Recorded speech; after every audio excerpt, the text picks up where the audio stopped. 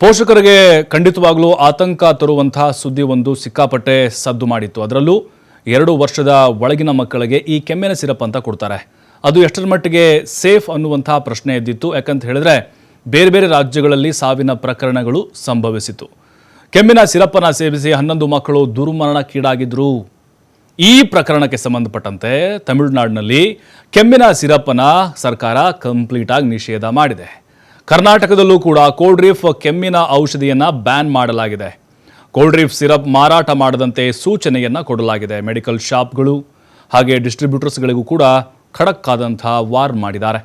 ಜೊತೆಗೆ ರಿಟೈಲರ್ಸ್ ಮತ್ತು ಡಿಸ್ಟ್ರಿಬ್ಯೂಟರ್ ಸಂಸ್ಥೆಯಿಂದ ಪತ್ರ ಕೂಡ ಬರೆಯಲಾಗಿದೆ. ಇನ್ನು ಸ್ರೆಸೆನ್ ಫಾರ್ಮಾಸ್ಯೂಟಿಕಲ್ಸ್ ಕಂಪನಿಯ ಕೋಲ್ಡ್ರೀಫ್ ಸಿರಪ್ ಇದು. ಹಾಗೆ ಡೈಥ್ಲೇನ್ ಗ್ಲಾಯ್ಕಲ್ ಕಂಟೆಂಟ್ ಸಿರಪ್ ನಿಯಂತ್ರಣಕ್ಕೆ ಸೂಚನೆಯನ್ನು ಕೊಡಲಾಗಿದೆ. ದೇಶದ ಹಲವು ರಾಜ್ಯಗಳಲ್ಲಿ ಆತಂಕವನ್ನು ಈ ಕೆಮ್ಮಿನ ಸಿರಪ್ ಸೃಷ್ಟಿ ಮಾಡಿತ್ತು. ಸಿರಪ್ನಲ್ಲಿ ಬ್ರೇಕ್ ಆಯಿಲ್ ಮಿಶ್ರಣ ಆಗಿದೆ ಅನ್ನುವಂಥ ಗಂಭೀರ ಆರೋಪ ಇತ್ತು. ಮಧ್ಯಪ್ರದೇಶದಲ್ಲಿ 11 ಜನ ಮಕ್ಕಳು ಸಾವನ್ನಪ್ಪಿದ್ರು. ಅದಾದ ಬಳಿಕ ಈಗ ರಾಜ್ಯ ಸರ್ಕಾರಗಳು ಅಲರ್ಟ್ ಆಗ್ತಾ ಇದ್ದಾವೆ. ಕೆಮ್ಮಿನ ಸಿರಪ್ಪನ್ನು ಈಗ ಬ್ಯಾನ್ ಮಾಡಿ ಆದೇಶವನ್ನು ಹೊರಡಿಸಿದ್ದಾವೆ. ತಮಿಳುನಾಡಿನಲ್ಲೂ ಕೂಡ ನಿಷೇಧವನ್ನು ಹೇರಲಾಗಿದೆ. ಕರ್ನಾಟಕದಲ್ಲೂ ಕೂಡ ಈ ಕೆಮ್ಮಿನ ಸಿರಪ್ ಏನಂತ ಹೇಳ್ತೀವಿ ಕೋಲ್ಡ್ರೀಫ್ ಸಿರಪ್ ಅದನ್ನು ಈಗ ಕಂಪ್ಲೀಟಾಗಿ ಬ್ಯಾನ್ ಮಾಡಿದ್ದಾರೆ. ಪೋಷಕರು ಕೂಡ ಜಾಗೃತಿಯನ್ನು ವಹಿಸಬೇಕು. ಯಾಕೆಂದರೆ ಸಹಜವಾಗಿ ಕೆಮ್ಮಿನ ಸಿರಪ್ಪನ್ನು ನಿರಂತರವಾಗಿ ನೀಡ್ತಾನೆ ಇರ್ತಾರೆ. ಸ್ವಲ್ಪ ಏನಾದರೂ ಶೀತ ಕಾಣಿಸ್ಕೊಳ್ತಾ ಅಥವಾ ಮಗು ಕೆಮ್ತಾ ಏನು ಮಾಡಿಬಿಡ್ತಾರೆ, ಸಿರಪ್ಪು ಕಂಟಿನ್ಯೂಸ್ ಆಗಿ ಅದನ್ನು ರೂಢಿ ಮಾಡ್ಕೊಂಡ್ಬಿಟ್ಟಿರ್ತಾರೆ. ಹಾಗಾಗಿ ಅದು ಯಾವುದು ಮಾರಕವಾಗಿದೆ ಅದನ್ನು ಕಂಪ್ಲೀಟಾಗಿ ನಿಷೇಧ ಹೇರಲಾಗಿದೆ. ನೀವೇನಾದರೂ ಮೆಡಿಕಲ್ ಶಾಪ್ಗೆ ಹೋಗಿದರೆ ಅಲ್ಲಿ ಯಾರಾದರೂ ನಿಮಗೆ ಈ ರೀತಿ ಕೆಮ್ಮಿನ ಸಿರಫನ್ನು ಕೊಟ್ಟರೆ, ಕೋಲ್ಡ್ರೀಫನ್ನು ಕೊಟ್ಟರೆ ಖಂಡಿತ ನೀವಲ್ಲಿ ಅವರ ವಿರುದ್ಧ ನೀವು ಕ್ರಮವನ್ನು ತೆಗೆದುಕೊಳ್ಳೋಕ್ಕೂ ಕೂಡ ಅವಕಾಶಗಳಿದ್ದಾವೆ.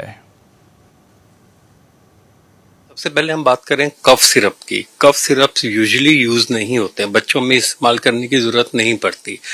4 साल से कम में बच्चों में तो आपको अवॉइड करना चाहिए। सेकंड हम बात करें कफ सिरप की क्वालिटी की।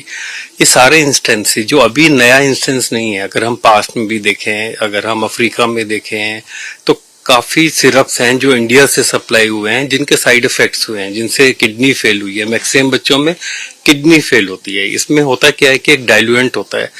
वो डाइल्यूएंट अगर हम इंडस्ट्रियल ग्रेड का यूज करें रेदर देन मेडिकल ग्रेड का, जो महंगा पड़ता है, तो कफ सिरप्स को चीप बनाने के लिए कंपनीज इन चीप प्रोडक्ट्स को इस्तेमाल करती है। और जो प्रमुख है आपका इथिलीन ग्लाइकोल। इथिलीन ग्लाइकोल के जो बाय प्रोडक्ट निकलते हैं, जो लिवर को मेटाबोलाइज करके बाय प्रोडक्ट बनाता है, ये किडनी को डैमेज करता है। तो पहले 2-3 दिन कुछ नहीं होता, पहले 2-3 आपको वॉमिटिंग होगी, पेट दर्द होगा, उसके तीसरे चौथे दिन किडनी फेल होने लगती है और ब्रेन को भी कई बार प्रभावित करता है। सबसे